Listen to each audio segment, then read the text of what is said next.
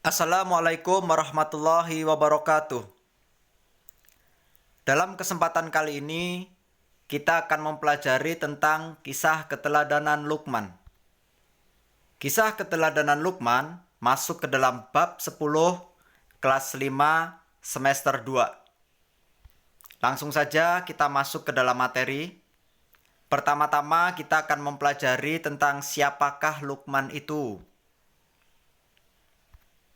Ya, Luqman adalah hamba Allah yang soleh. Ia tidak menerima kenabian, tetapi ia menjadi ayah pilihan Allah.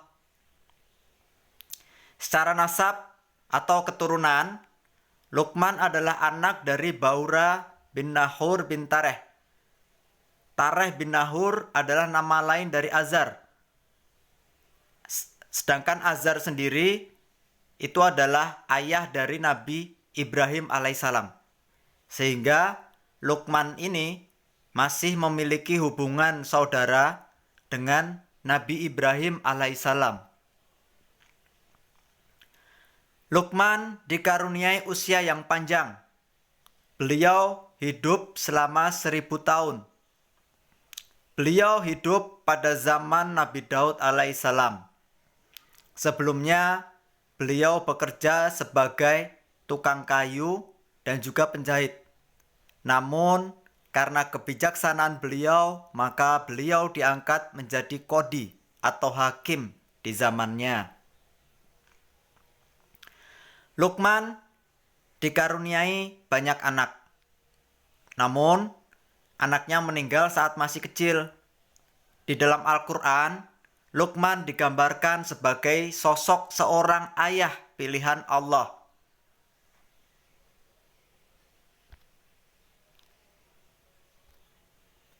Berikutnya, kita akan mempelajari mengapa Luqman itu walaupun bukan seorang nabi ataupun seorang rasul, tetapi oleh Allah namanya diabadikan menjadi salah satu nama surat di dalam Al-Quran.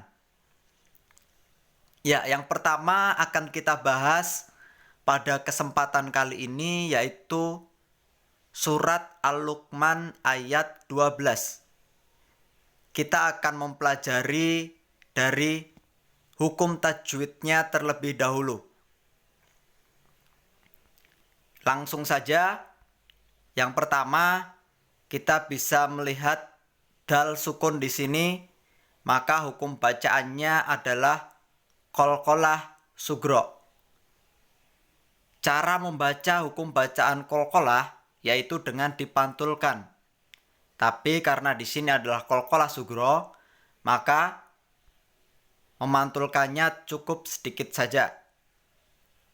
Berikutnya di tanda yang kedua ada huruf qaf juga di sini sama qalqalah sugro, sehingga apabila kita baca ini menjadi A'udzubillahi minasyaitonirrajim. Walaqad ataina Luqmanal hikmata anishkur lillah.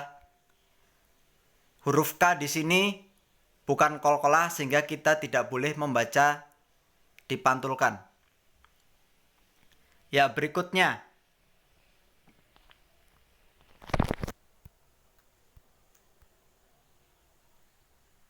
di sini kita bisa melihat nun sukun bertemu huruf ya. Hukum bacaannya adalah idgham bila gunah. Cara membaca idgham bila gunah, huruf nun sukun di sini tidak dibaca atau dianggap hilang, sehingga kita langsung masuk ke huruf ya. Bacanya wa mayyashkur, ya. Huruf nunnya tidak dianggap atau tidak dibaca. Berikutnya ada idgham lagi.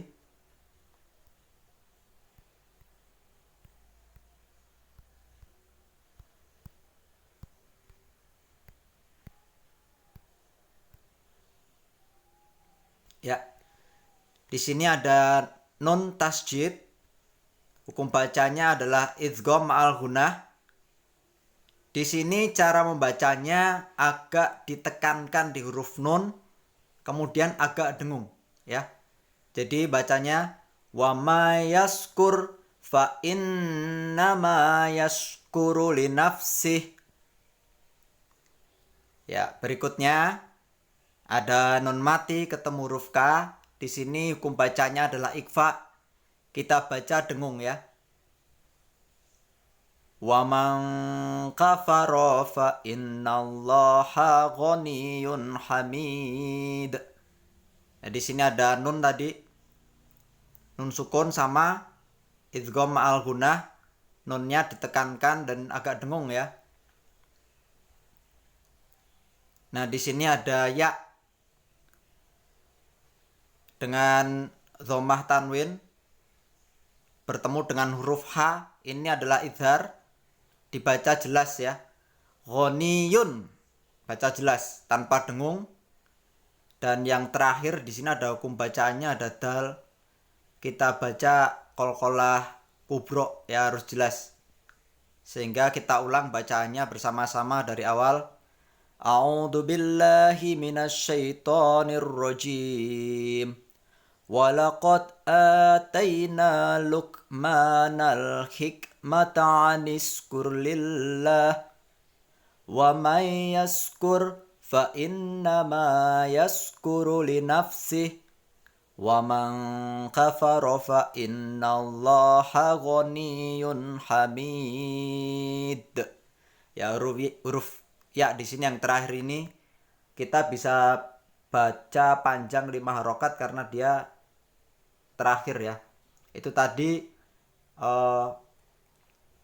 cara membaca surat Al-Luqman ayat 12. Berikutnya kita pelajari arti dari surat Al-Luqman dan juga pelajaran di dalamnya, ya. Artinya ayat tersebut tadi, dan telah kami berikan hikmah kepada Luqman, yaitu bersyukur kepada Allah. Barang siapa bersyukur, maka ia bersyukur untuk dirinya sendiri. Dan barang siapa tidak bersyukur, maka Allah Maha Kaya lagi Maha Terpuji.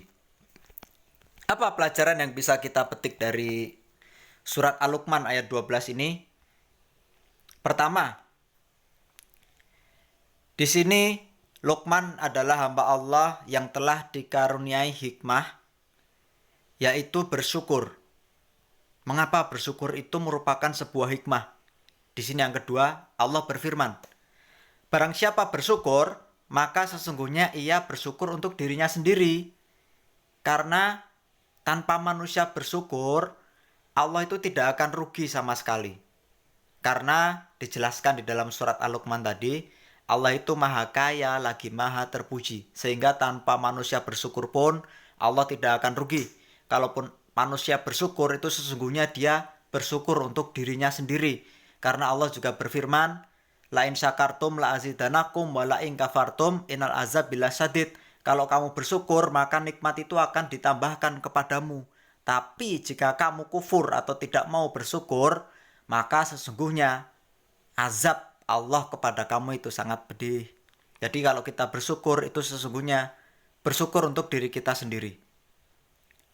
Pelajaran yang ketiga di sini, Allah Subhanahu wa taala telah menganugerahi Luqman ketaatan beribadah kepada Allah, perasaan halus, serta pikiran dan pengetahuan yang luas. Yaitu tadi isi pelajaran dari surat Al-Luqman ayat 12. Berikutnya kita akan bahas tentang Luqman pada pertemuan berikutnya. Untuk saat ini Bapak kira cukup. Kurang dan lebihnya mohon maaf. Billahi taufik wal hidayah. Wassalamualaikum warahmatullahi wabarakatuh.